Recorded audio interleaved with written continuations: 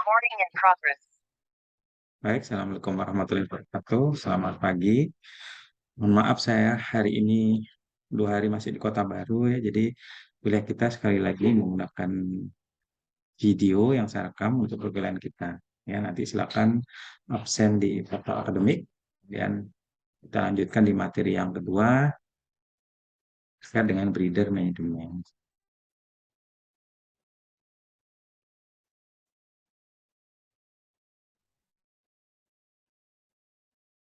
Oke, baik ya. Kita masuk di kuliah kita breeder management atau tata laksana bibit.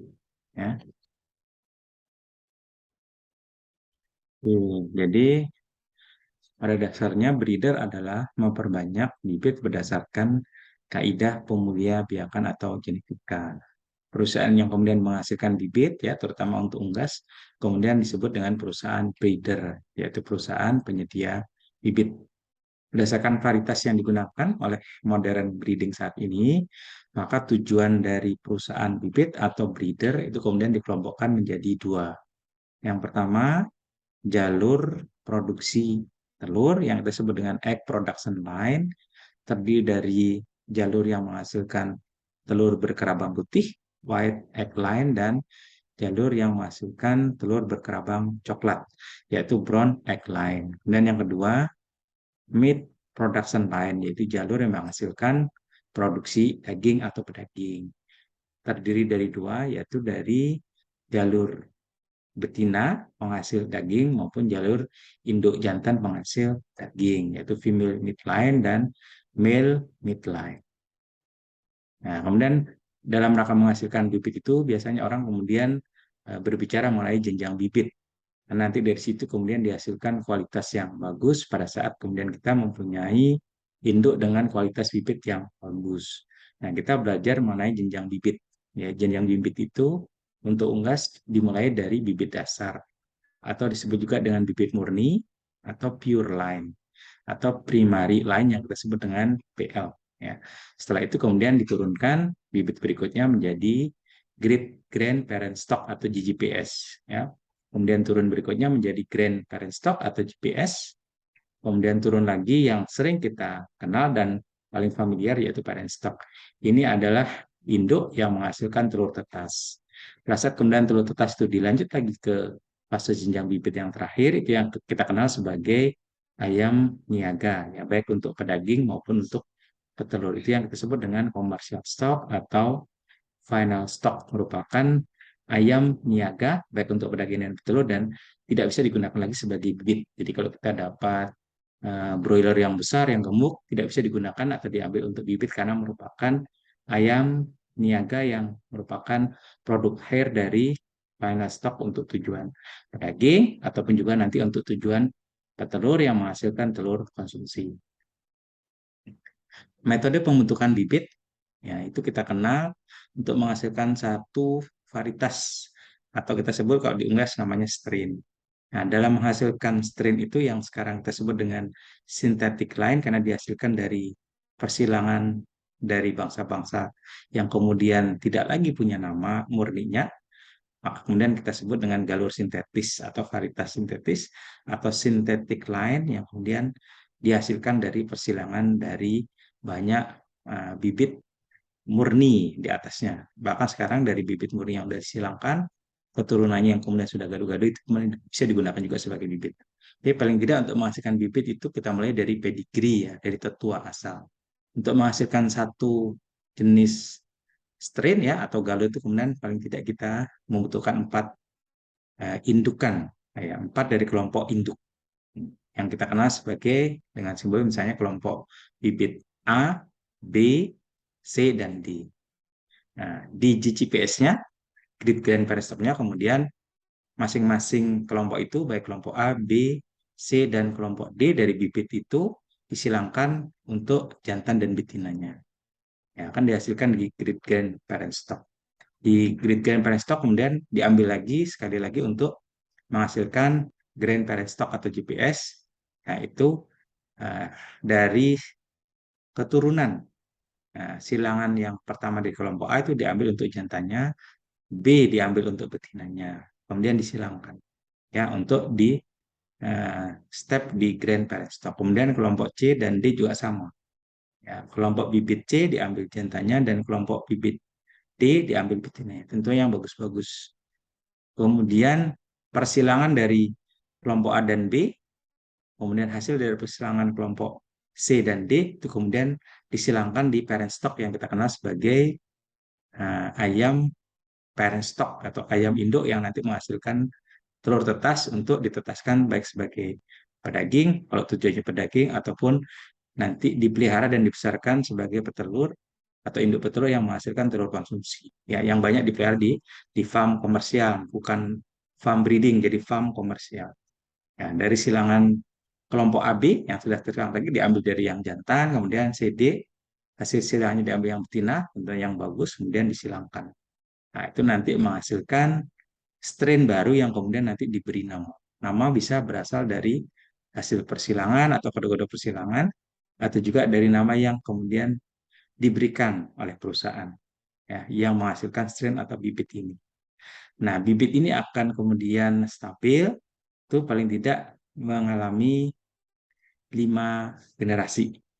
Nah, tapi ada juga yang sudah 3 generasi dianggap sudah settle, ya, artinya kromosomnya, maksud saya DNA-nya sudah kemudian sangat settle, ya, homogen, baru kemudian dijual. Seperti ITMA, Mojosari Alabio, yang terkenal dengan IT Ratu dan Raja, itu masih di fase tahap ketiga dari persilangan. Ya. Jadi F3-nya, harusnya sampai F5. Ya. Baru kemudian dianggap settle dan anaknya akan seragam. Bobotnya akan sama dengan persis induknya. Itu kalau kemudian dia bisa melalui paling tidak 5 generasi. Ya. Oke, kemudian kita masuk ke lain penghasil produksi telur. Ini tujuannya untuk menghasilkan bibit yang jalurnya hanya untuk produksi telur. Caranya seperti apa? Biasanya dari single line, ya, dari single bibit gitu ya. Itu kemudian menggunakan vlog tertutup, breeder atau perusahaan penghasil bibit melakukan seleksi selama 1 generasi, dipilih yang bagus dan dikawinkan antara mereka.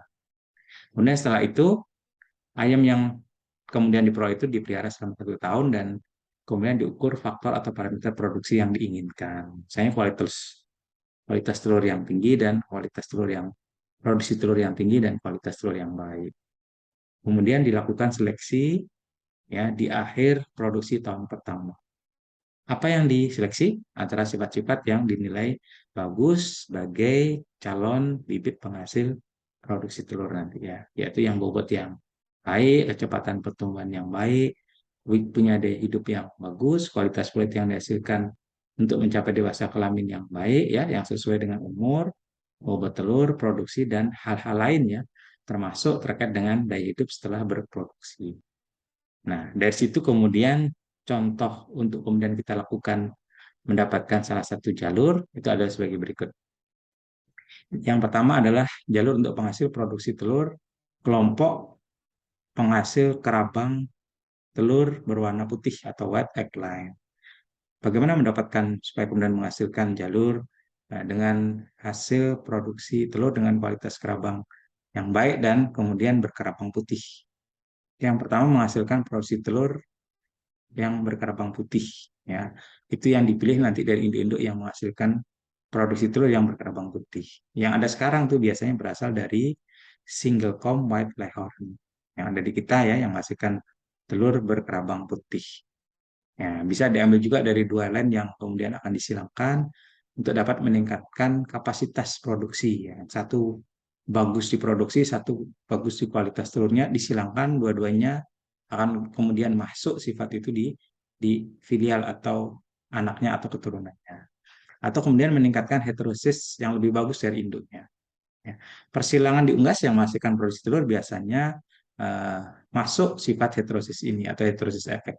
Dan produksi turunannya dari anakannya biasanya menghasilkan produksi yang jauh lebih tinggi daripada kedua induknya. Ya, contoh untuk dari jalur jantal atau male lainnya diambil dari induk-induk yang punya sifat daya hidup yang bagus, badannya besar, ya, telurnya kemudian yang besar. Sementara induk yang betina untuk disilakan itu diambil, ya, atau female lainnya diambil dari induk yang kelompoknya mempunyai sifat produksi telur yang tinggi, kualitas kerabangnya bagus, kemudian kualitas interior atau internalnya dari telur itu bagus. Nah, ini kemudian akan menghasilkan keturunan dengan sifat-sifat dan hidupnya akan bagus. Merupakan kombinasi dari sifat-sifat bagus dari male lain dan female lainnya. Induk, jantan, dan betinanya. Ya. Bobot relatif besar, kemudian bobot telur cukup bagus, itu dari male lain, kemudian dari female, sifat dari female lain, jalur induk betinanya, itu kemudian kualitas kerabang yang bagus. Semua akan masuk di anakan. Nah, dari kelompok ini itu biasanya banyak dikembangkan di negara Amerika dan Jerman yang suka telur berkerabang putih. Nah, yang kedua brown eggline, jadi untuk menghasilkan kelompok dari bibit yang nanti menghasilkan telur yang berkerabang coklat seperti yang kita kenal di Indonesia. Nah, dia akan menghasilkan telur yang nanti juga berkerabang coklat. Ya. Bobot badan untuk yang brown eggline ini biasanya 30-50% lebih besar bobotnya dibandingkan yang kelompok white eggline. Ya. Biasanya akan menghasilkan biaya produksi yang lebih tinggi karena bobot yang besar memerlukan pakan yang lebih besar. Ya. Tetapi memang kelebihannya bobot telurnya sedikit lebih besar. Dengan demikian kalau ayam itu dihitung per kilo, masih bisa kita mendapatkan untung yang cukup ya, karena memang untuk kelompok ini pakannya lebih banyak. Nah, untuk menghasilkan ini, itu dari jalur mainline atau jantan, contohnya diambil dari ayam kelompok Rhode Island Red atau RIR, ya, Rhode Island Red. Kemudian dari female, jalur betinanya diambil dari Silver Plymouth Rock yang berwarna perak. Nah, itu yang pernah disilangkan. Hasilnya adalah jantan yang nanti akan berwarna silver. Sedangkan betinanya berwarna merah. Ya, dari hasil silangan ini. Dia dikenal betinanya sebagai penghasil telur yang berkerabang coklat. Kayak gitu. Untuk yang brown eggline ini disukai di negara Eropa itu adalah negara Perancis dan Inggris. Jadi kalau Anda ke Inggris atau Perancis, banyak terdapat telur berkerabang coklat seperti halnya di Indonesia. Indonesia juga suka telur yang berkerabang coklat. Kemudian yang berikutnya yang ketiga untuk lain penghasil produksi daging. Kalau tadi telur berkerabang coklat, telur berkerabang putih, sekarang yang jalur yang menghasilkan nanti induk ya, menghasilkan bibit yang kemudian diarahkan untuk produksi daging. Karena strain diseleksi untuk produksi daging, maka kemudian kemampuan produksi telur akan menurun karena sifat-sifat yang terkait dengan daging itu yang kemudian dipilih dan kemudian dimunculkan terus dari setiap hasil persilangan. Dari kelompok female midline, dari jalur induk betina untuk midline ya, untuk pedaging ini dibutuhkan untuk memproduksi telur yang banyak. Sama ya sebenarnya, karena digunakan untuk PS parent stock nanti kan, menghasilkan telur tetas. Jadi yang menghasilkan telur yang banyak, data tetasnya bagus, bobot badannya yang besar, kemudian kecepatan pertumbuhannya bagus. Sedangkan dari jalur jantan, induk jantan yang diambil atau male midline adalah yang mampu memproduksi perlemakan yang banyak. Harus banyak lemak karena dia menghasilkan produksi daging. Bobotnya harus besar, tumbuh dengan bagus ya, feed konversinya bagus ya, efisiensi penggunaan makanannya terhadap pakan tuh bagus. Produksi telurnya juga bagus, ya harus tinggi dan data tasnya bagus. Nah, dengan demikian kemudian contoh kasus untuk female dan male lainnya itu adalah antara jantan kornis ya atau kornis jantan dengan betinanya synthetic line. Synthetic line itu artinya dia tidak punya bangsa murni dari nama bangsa murni tertentu, tapi kemudian sudah dihasilkan dari silangan bangsa masa itu yang menghasilkan strain tertentu dan kemudian itu digunakan juga sebagai induk yang kemudian disilangkan dengan kornis jantan. Kornis yang kemudian disilangkan itu yang berwarna dark dan light, tapi yang diambil adalah yang light karena untuk pedaging ini bulunya harus berwarna putih. Jadi kemudian diambil yang light, yang putih. Nanti kemudian akan menurunkan F1 atau filialnya atau anakannya adalah yang kemudian berbulu putih dengan sifat-sifat yang bagus dari kedua induknya. Keuntungannya kalau kemudian kita menggunakan yang putih atau yang cornish light ya, karena untuk broiler harus berbulu putih agar processing karkas nanti mudah. Ya, kemudian kualitas karkas bagus karena tidak ada pin feeder. Pin feeder itu bulu jarum. Jadi kalau kemudian berwarna itu pin feeder yang tidak terjabut membuat karkas menjadi kotor. Tapi kalau ini pin feedernya sama warnanya putih, maka kemudian akan jauh lebih mudah dalam processingnya. Nah, persilangan untuk kemudian menghasilkan keturunan dengan bulu berwarna putih itu harus diambil dari jalur pejantan, karena pejantan untuk persilangan ini sangat dominan. Jadi di unggas itu persilangan yang menggunakan pejantan tertentu, maka harus dipikirkan bahwa sifat yang ingin diturunkan itu harus dibawa dari jalur pejantannya. Oleh karena itu, pejantan dalam persilangan ini harus berwarna bulu putih. Jadi kemudian nanti anaknya akan ikut dari bapaknya, ya. Jadi ikut berwarna putih bulunya, dan itu yang diharapkan. Sedangkan untuk pertumbuhan yang bagus, konversi yang bagus, dan lain sebagainya, produksi telur yang bagus, diambil dari jalur jantan. Hal ini disebabkan karena secara genetis sintetik male line itu dominan. Jadi secara genetis itu jalur jantan yang nanti menghasilkan keturunan sifat keanakan itu banyak atau didominasi oleh sifat-sifat yang dimiliki oleh induk pejantan yang nanti digunakan dalam proses bilangan, bukan betinanya. Jadi itu yang dipilih. Kemudian yang terakhir terkait dengan pembentukan yellow atau white skin color. Itu yang terkait dengan bulu dari, maksud saya warna dari kulit eh, pedaging, ya, atau kulit dari unggas yang akan dipilih. Apakah berwarna diinginkan berwarna kuning, ya. Kalau di Indonesia itu sepertinya yang berwarna kuning yang disukai untuk broiler atau pejantan yang berdaging, ya. Atau yang white skin. Bisa juga yang yellow skin, ini tergantung seperti tadi, ya. Untuk kerabang ada yang suka coklat, ada yang suka putih, dan terpisah itu terpetakan negaranya. Nah, ini tergantung dari preferensi konsumen. Kalau suka yellow, yellow. Kalau di Indonesia suka yellow, yellow white berarti.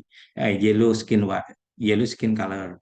Sementara kalau yang suka white berarti white skin color. Ya, di negara Inggris dan Eropa suka yang warna putih, kita suka yang yellow di Indonesia termasuk.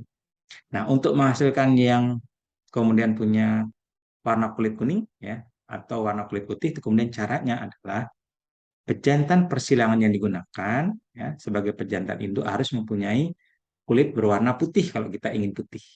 Kalau betina tidak putih, Pak, tidak apa-apa, nanti akan mengikuti jalur dari induk jantannya. Jadi kalau jalur betinanya berwarna kulit kuning, maka F1-nya akan berkulit eh, berkulit putih tetap, ya. Jadi yang penting jantan. Jantan harus kulitnya warna putih.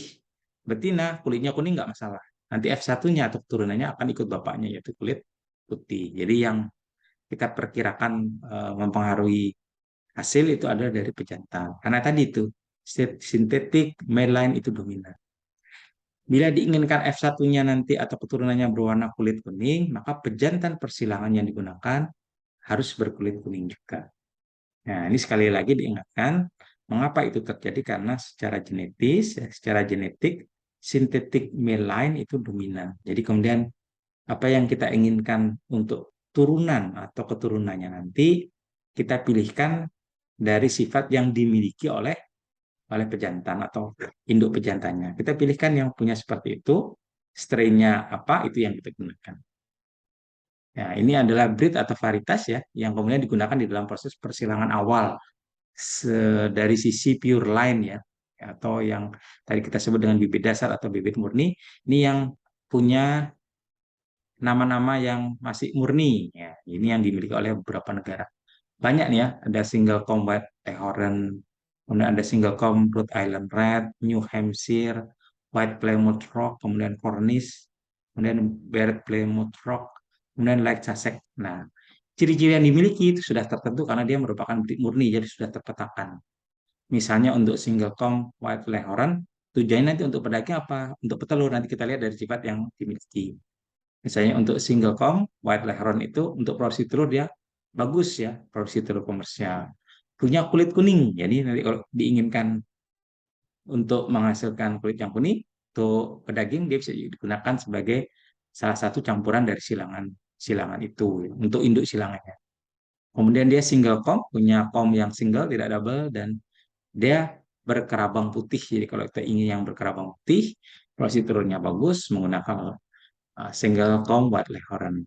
Kalau kemudian kita inginkan kerabangnya coklat, ya, tidak putih, maka kita tidak gunakan single com white leghorn sebagai pejantan, tapi kita gunakan misalnya nomor 2, Singlecom Rhode Island Red, ya karena dia mempunyai kerabang yang berwarna coklat, ya kulitnya juga kuning ya, Singlecom tapi kemudian yang berkerabang coklat, dan demikian seterusnya. Kalau kita misalnya ingin menghasilkan anakan yang diarahkan ke pedaging, kita pilih misalnya salah satunya dengan memilih New Hampshire, ya nomor 3. Dia penghasil yang bagus, bulunya merah muda, kulitnya kuning. Kalau kita inginkan juga kulitnya kuning.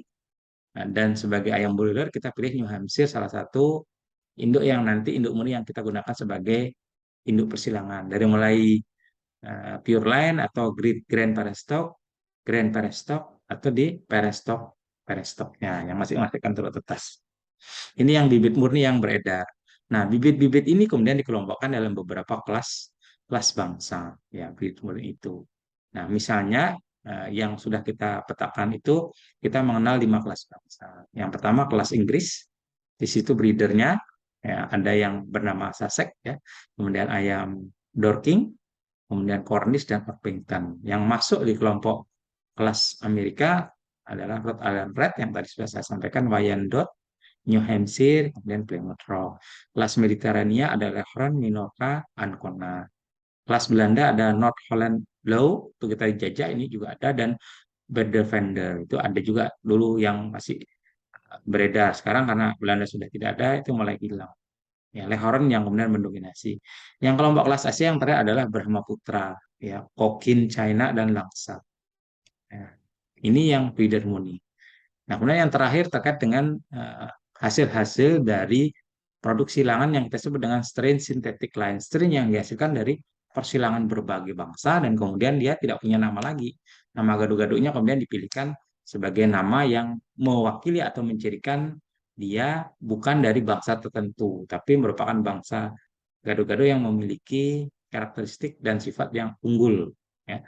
Kalau pedaging pertumbuhannya bagus, efisiensi pertumbuhannya bagus, ya, perlemakannya cukup, kemudian banyak hal yang terkait dengan sifat-sifat yang bagus untuk broiler, ya, menghasilkan bobot yang banyak dan sebagainya, itu kemudian dikasih nama setelah sintetik lainnya atau strain yang terakhir itu kemudian diselesaikan, misalnya dengan 5 generasi tadi ya, 5 generasi, satu generasi minimal 6 bulan karena untuk masa produksi awal ya dewasa kelamin itu 6 bulan, jadi sekitar 30 bulan itu kira-kira 2 tahun setengah ya gitu.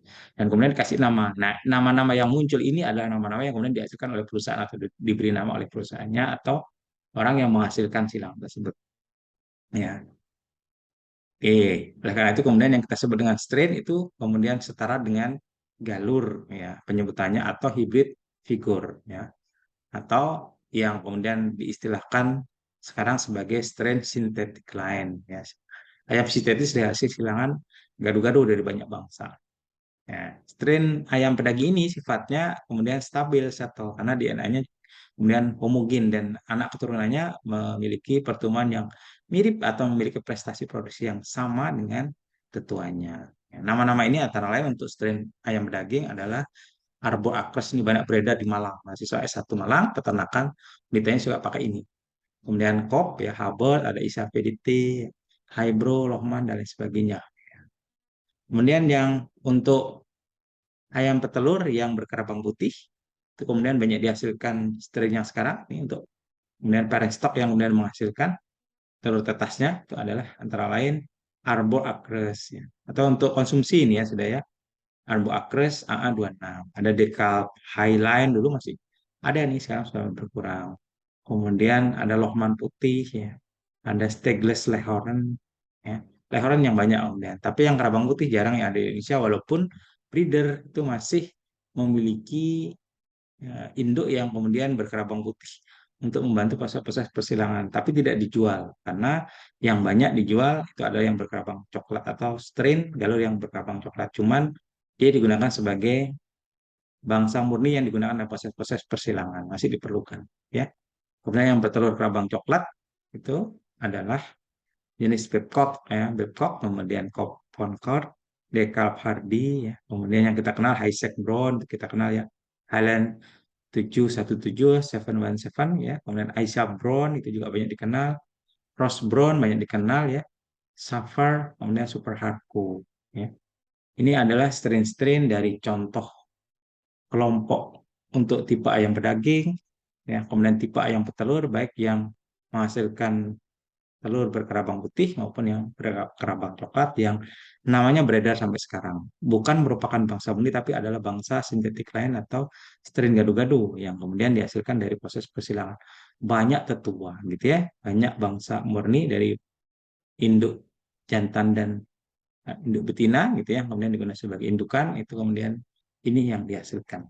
Ya, baik itu yang bisa kita sampaikan.